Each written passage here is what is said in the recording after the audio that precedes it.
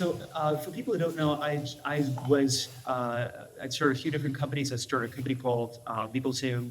I got introduced to Simon Kucher because I had read a presentation by a guy named Matt Johnson at the time, where he said something that absolutely changed my life and the way that I looked at the world, which was a segment is not blondes versus brunettes or Republicans versus Democrats or older people versus younger people. A segment is a group of people who want to pay the same price and see the same value in something and are different from another group of people who see a different value or will pay a different price for potentially exactly the same thing. This was the material that Madhavan later worked into a book called Monetizing Innovation, which was mentioned, and Alvaro, which inspired you to start a company. So first hard question, was that still a good idea?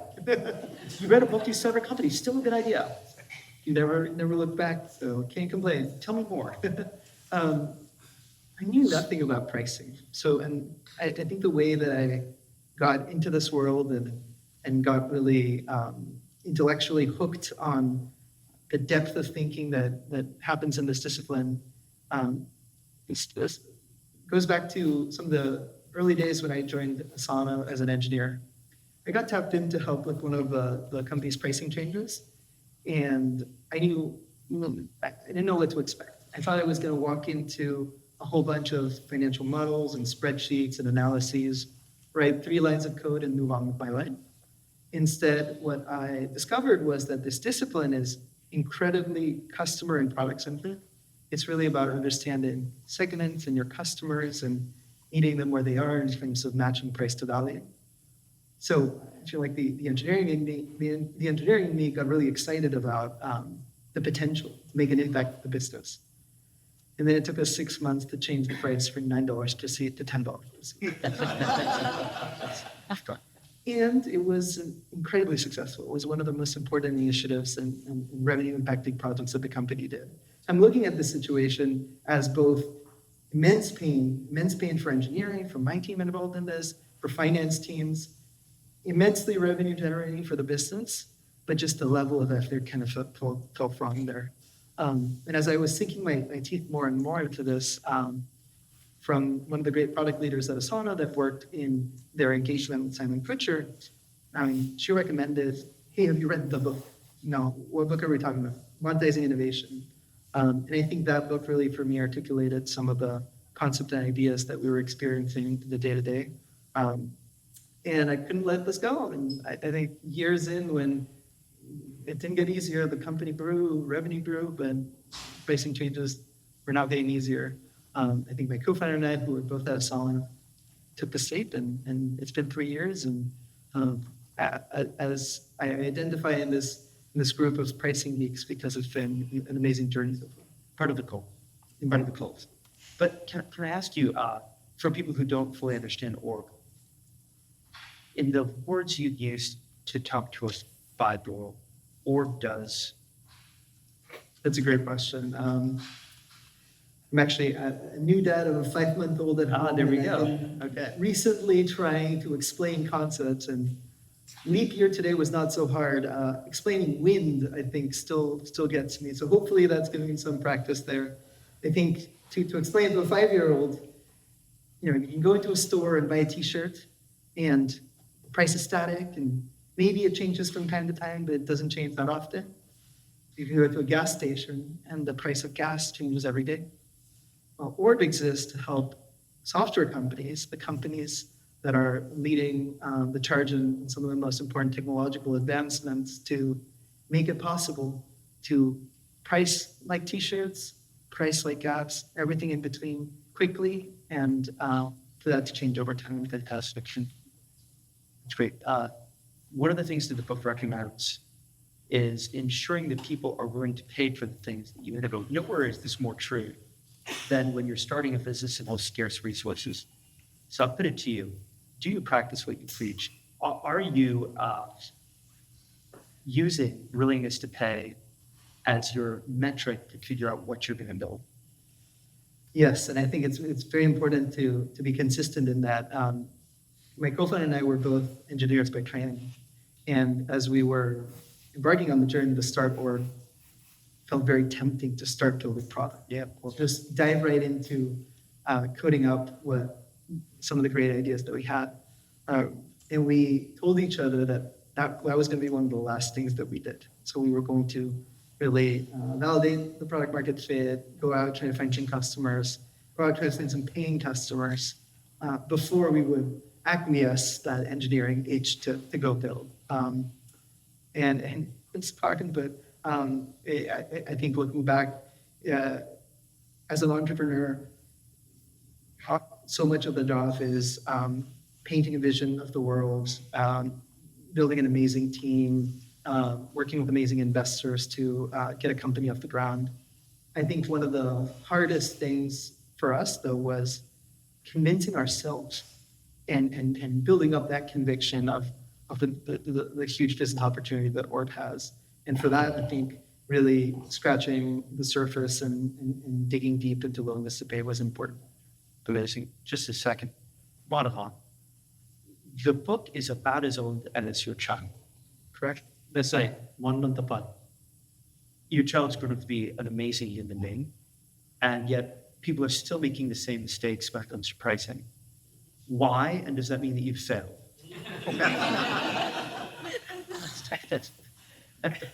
Okay. Or is this just some long-term ploy to ensure that you still have business? What's going on? No, okay, you're able to hear me, right? Because this headset is a bit awkward, so I'm just using it this way, so it's just falling onto me. Usually I crack a joke when I'm presenting saying, oh, you probably just have product market fit. For instance, if someone comes and asks you, do you like this headset? I would say, I like it. Do you like it at $200? The whole conversation is different. And I would say, oh, you didn't have a product market pricing fit. I don't think I would even take this headset for free. So, so hopefully this still works. But coming to your question, what at least I have seen in the last 7 years since we wrote Monetizing Innovation is a shift towards understanding whether companies have a product market pricing fit. Systematically, at least in the tech industry, I've seen it. I mean, I've walked into many companies where people would say, okay, I want to go beyond a product market fit. Is there a willingness to pay for this product? And trying to at least understand whether there's a willingness to pay, probably not to the level of discipline that you had in Orb, but still somewhere there. So I think in that perspective, it was a wake-up call for many entrepreneurs and companies to think about pricing strategically, because till at least, and this is my view and what people have shared with me, till we at least wrote the book, there was no systematic way or procedure or process for people to understand pricing and put it in context of value, willingness to pay, products, and everything else. I mean, back then we thought we were writing a pricing book, but what we didn't realize is we wrote a product book. I mean, really, in the sense that how you build products has to be around what customers need, what they value, and what they're willing to pay for. I don't think, there's definitely a shift towards the thinking, so that's been a success. But that said, now given AI, most companies are back to innovation and product, to such an extent that the 72% of failures will still remain, but they will happen at a much faster rate. So that's kind of what I'm thinking. So I think we need to really get this message out there even more vigorously, because, I mean, if they just focus on innovation and building stuff based on AI and forget monetization and postpone it, not only it's going to be a failure, but they also have hard costs this time. And that's something that, the entire SaaS industry is waking up to, how do I deal with costs? And if you don't know the answer to that, you don't know the answer to what value your products bring or what people are willing to pay, and you're only focused on innovation, there's only one way that this actually happens, which is a failure. So you're saying cost plus pricing instead of wait. No, that's a good one. No, I'm saying align your product's price towards the value that you're actually delivering. But of course, you need to do a check on your costs. Subtitle of the book is Check cost.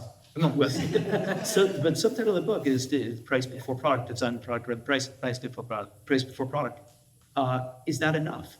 Is it enough to say the fee level, the price itself for the product, what else are you seeing people need to think about? Yeah, I think it's also important to think about the how you charge question has become way more important nowadays. I mean, when we wrote the book, I said how you charge is more important than how much you charge. And it couldn't be more true now. I mean, there are multiple reasons. I mean, there is market conditions that is actually forcing us to think about, new innovative models. Like, for instance, during the pandemic, I mean, just giving you an example, but one of the companies that I think Eddie, you know this company, you're familiar with them too, but intimately, like they used to do software for like hair salons. And guess what? During the pandemic, most of us took care of our, haircut needs at home. So no one actually went. So what do they actually do? That used to be a subscription-based product for a fixed fee, but they had to like do something about it because their clients were actually not using the software much. So they actually said, let's change it to a usage-based model based on the number of haircuts that are actually delivered as the pricing for their software. They launched in a usage-based model, but when the pandemic was behind us and things actually got, better, it was a blessing in disguise because their business just took off because now that their pricing was aligned to value. So there are market conditions that actually force them to think about usage. But if you also think right now, especially with AI, new monetization models are absolutely needed. I mean, this is just my prediction that the pure seat-based model in the next 5 years is going to be dead. I mean, especially if you take a view that AI will reduce the number of seats in a company, then by definition, let's say if it's 20-30% and you're monetizing on seats, you're gonna under monetize 20-30%. That's your margin at the end of the day. So you have to move away from a pure seats-based model. And I think where the dust settles is probably near hybrid models, where it's a combination of maybe seats and some usage. Or what I'm also seeing nowadays is a push to almost all the way to like attribution, which is if I deliver X percentage of incremental revenue, I take 10% of that. So that's like pure, that's the holy grail for most companies. Most companies can't do that because they have a attribution issue and you can't prove that the value actually happened because of the product. I mean, okay, Slack improves efficiency, but you can't say that it's X people, and it's really hard to quantify. But there are some companies where this is actually possible, and most of the buyers are also asking for putting some skin in the game, especially given the new buying patterns, budget constraints, etc. So I think I see a lot of need to focus on the how you charge question, and I think that will become ridiculously important, especially now. I don't know if you agree with that. Maybe you're seeing that. Very, very curious to get response. Yeah. We're seeing that theme very consistently among our customer base, where I think it's really the combination of opportunity and necessity that is driving so much interest, so much urgency towards companies really sometimes rethinking their entire pricing strategy. The necessity of, well, if we do offer seat-based pricing, right, it doesn't matter how great my product or service is, if my customer is downsizing half the workforce, that contract is going to get cut. I think the real opportunity here lies with an amazing technology like AI that can power entirely new revenue streams for our company, that can be a lever to tap into growth and expansion that is trending much faster than headcount growth, particularly in this time. I think that's why we have a lot of companies knocking on our doors, come to ask us about these fundamental monetization strategy and billing infrastructure questions, because ultimately, for many of these companies, it's not an exaggeration to say it's quite existential. So, Eddie, can I just put one more point to this, because I think it's sort of related, because when you change your monetization models, you think of creative ones, you need to have a billing infrastructure that can actually implement it. I mean, you can have your God's own theoretical answer, but I think you need some, infrastructure like Orb to actually, implement it. And we're hearing a lot of that. How do we actually get it done? Right? It's not just an idea. So I think that's point number one. And the second one is where I also see a lot of companies or CEOs or just CXOs shy away from is having a different pricing model for different segments. Saying that, or even giving a choice of pricing model to the customers. And they're like, oh, that's going to be very complex. I'm like, okay, how did you deal with AWS when you could find on a usage and also a pre-commit basis? Oh, that's interesting. Yeah, maybe that was different. Like, what did you do when you walked into a pizza store and you could buy the pizza on a slice or by the pie? Those are different pricing models. Ah, okay, yeah. I mean, that's just this dawns on them that you can have a different pricing model for the same customer. It's not that complex. It's all around us. I mean, if you can buy a pizza by the slice or a pizza by the pie, that's a different model. And you can even subscribe to pizza nowadays. And people are okay with it. So I think just not trying to fool yourself that things are complex when you can actually simplify things. At the heart of it, what you need to focus on is differentiation. Can I have a different approach for like different customer segments? Or can I give choice to my customers so they can self-select themselves into what they actually want? Because there are some customers who actually want the predictable, subscription business. Perhaps there are ones who actually want to pay as you go. Offer them the choice and let them decide. And funny enough, they're going to stay for a longer time because they made the decision, they like it, and your retention actually went up, and your customer lifetime value is better. So I think just not to overthink this and actually simplify things in front of customers, but you can have complexity internally. That's something I think should also be emphasized. You're saying, because the world was simple and seat-based, and you're saying complex, and if you're seat-based, you're dead. I would watch where you park tonight. Those are some pretty quotes. So, and you're enabling this on it. Oh, you didn't see my car? Yeah, right. Yeah. No, again, these are not the cars that you can go. But like I said, so you're enabling this. Absolutely. I think what I think the fundamental value proposition of Org is to deliver flexibility and optionality. I think some of our customers come to us in the cusp of a really important business transformation. This can either be a pricing model change. I want to pull in a usage-based or consumption-based or hybrid pricing strategy to my model. I want to go from single product to multi-product, or I want to enter a new segment. And sometimes that's not just a product roll-off. That's very much a pricing. It's at the point, so Orb comes in when you need to make a change, or if we sort of think like two people in a garage to multinational conglomerate, where should Orb fit in that? That's a good question. I think majority of folks that come to us are well into the maturity curve of building scale in their revenue and having identified clear segments, having identified clear pricing strategies, maybe having worked with Simon Stitcher in terms of coming up with an outlook and roadmap for pricing. And what they're looking for is just future-proofing and having predictability that let's call them creative ideas that the sales team comes up with can actually be delivered by R&D. That level of like sales creativity can be achieved and not blocked by engineers in the room having to say, "Would love to do that, but it's going to take us 6 months." So why, and really, why do people need that flexibility in the first place? Why are they poor at creating a model that's just going to be durable? Why do they need to make these choices? I think it's a great question, but I think it comes down to learning and market with your customers. If you think about, in the framework of a product team, right? Great, you're responsible for building an in-house homegrown billing system. Hey, sales team, hey, revenue team, hey, pricing team. What is our pricing model today, and how do we expect that to change? We can all come up with some ideas, come up with some guesses.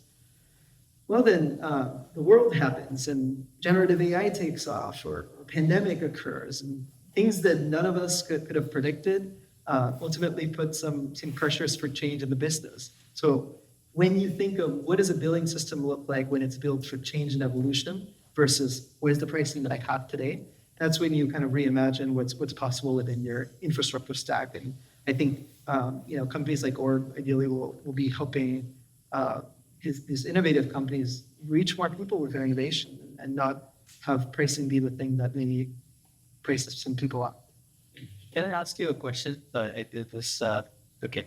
So let's say this happens many times. Like we do a project, and then we're like, okay, this needs to get implemented. And the engineering team would be like, just would take 9 months. And I'm like sitting there thinking you can build a company in 9 months. Like, why does this estimate happen? Like, you're on the other side too. I mean, yeah, I'm trying to implement things. Like, why does it take so long? And of course, Orb is solving that, but why does it take so long? Yeah. I think is often pricing, especially with modern software companies, pricing is really intimately connected to how the product works. And it has some baked-in assumptions that have years or even decades around how these companies have built software products. So, when the team I was supporting was asked to change our per seat pricing from $9 to $10, we had to go in and refigure out how a 10-year-old code base by that point worked and how every single feature that had been built over all this time had sort of really baked in monetization logic. So it was about unwinding assumptions from the beginning, because instead of being layered in a way that can be evolved and changed, I think they were really entrenched like the roots of a tree. So such unwinding just takes so long that I think the more that we can excise those roots away from the code base and put it in systems like Orb, I think the more agility we can deliver for pricing too. Isn't that amazing though? People, when they build a company, they focus a lot on the product, and they don't think about the fact that the price might have to change, and the way the price might be measured might have to change, and the model that incorporates the metric that defines the price might have to change. It's just incredible. And okay, so we've heard three things that can spell the death of companies so far. You say it's still the same 72% failure rate you talked about in the book, just coming at you a lot faster. Not faster. A lot faster. What other things are death? We have an audience of people here. I want everyone in the audience to live. What other things are death? Sticking to an old headcount model is death. Not having price flexibility to accommodate with death. What else is death? I think we talked about postponing the pricing conversation because you're so focused on innovation. So not thinking price before product. That is, in an AI world, that is that, because you've actually spent the time, you build the whole thing. And then if you start your head saying, I need to come up with a price, that's kind of give more of a fun. I mean, it's really hard, right? So that's that. So I think thinking price before product is key. Not doing that is going to be accelerating some demise for most companies. I would also think that what is, I don't know if it's dead, but it's a slower death, is to not think about segmentation. Yeah. And thinking about, building one thing and throwing everything into the product, throwing the kitchen sink and fooling yourself that one size fits all, but one size fits none. I mean, I usually take the example of water. In the fountain it's free, in the bottle it's $2, put gas in it's $2.50, throw it in the minibar $5. Liquid death is $10, and the story goes on. It's the same water. It's just packaged, productized differently because people have different needs. And if you didn't recognize it, you would just have one water for everyone. You can't carry it around. Some want to carry it around. Some are price conscious. Some like the taste. Some like the branding. Some like the convenience, whatever, right?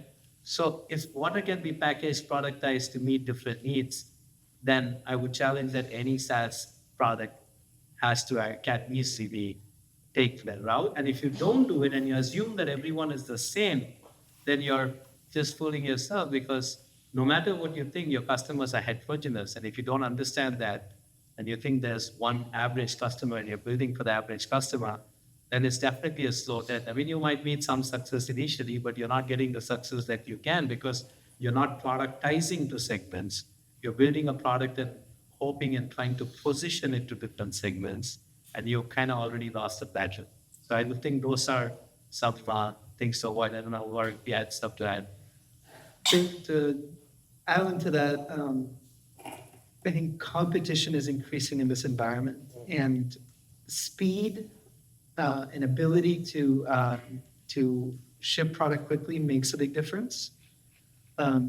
We have a number of customers. For example, one of them is a company called Vercel. They're a major developer platform there, and it was through like a bit of an internal innovation effort that they developed a product called B0 that helps designers and engineers build entire user interfaces using generative AI. I don't think that product was maybe in some strategic roadmap from years ago. It was kind of very organically an innovation effort that was discovered and productized.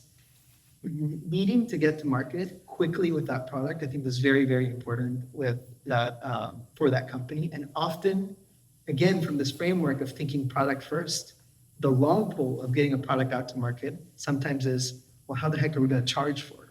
So again, agility and speed to like be able to tap into those amazing innovative ideas at your organizations and actually help them get out to market with a cohesive and really effective monetization strategy.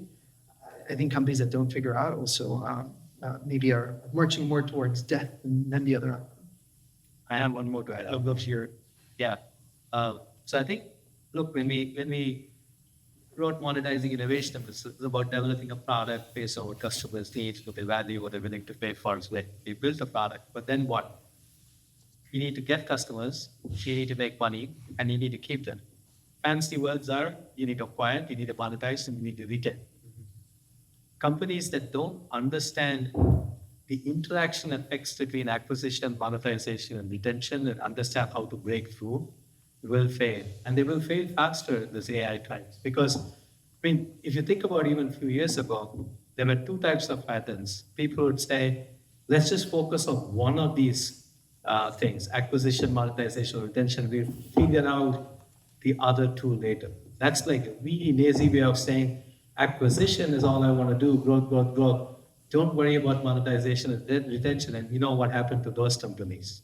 You also had companies who would say, let's just figure out the monetization strategy and we'll figure out, growth and retention later. Like a Juicero, for instance, started with an exorbitant price, so that's just history. Or like companies that were so obsessed on retention that they forgot acquisition and monetization, like a Ship, for instance. I mean, ridiculous good ideas, but they didn't grow, they didn't make money.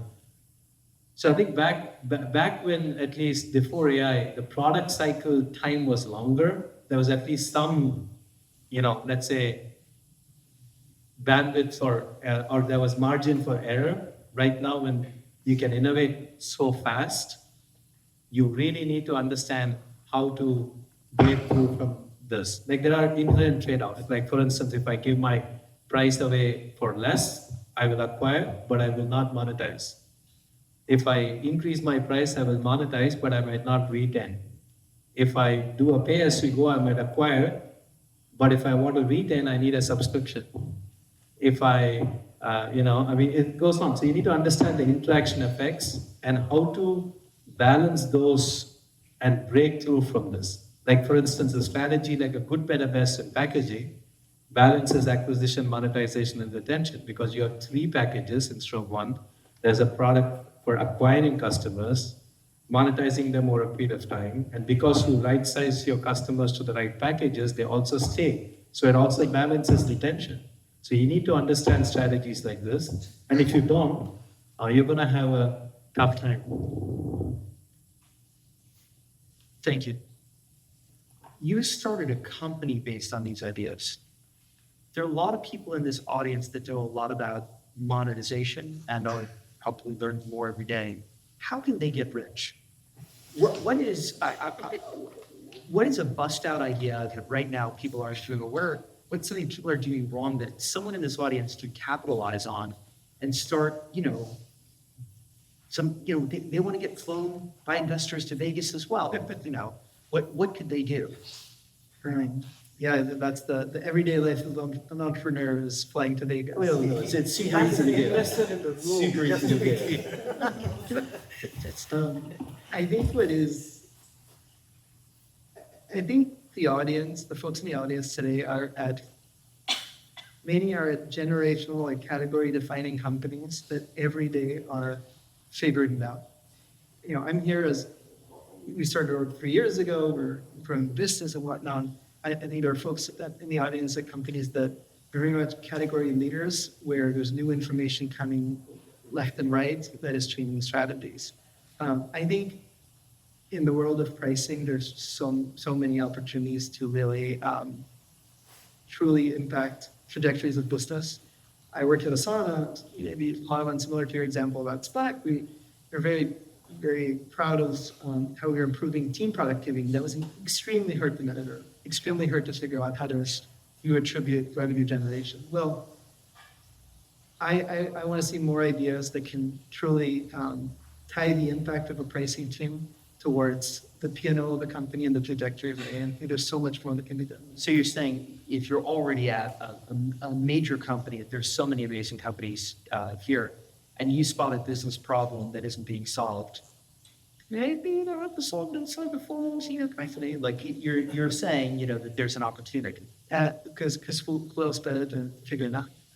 Such a great way to end. But before we end, we heard move away from seat-based pricing in whole or in part of your debt. We heard pure, that's what I said, pure regulations. Very true. Complicate your pricing. Don't be afraid of that. It was simplicity, now it's not. Be mindful of the competition if you're not nimble and agile. That 72% failure rate is going to hit you right in the face sooner than being thanked.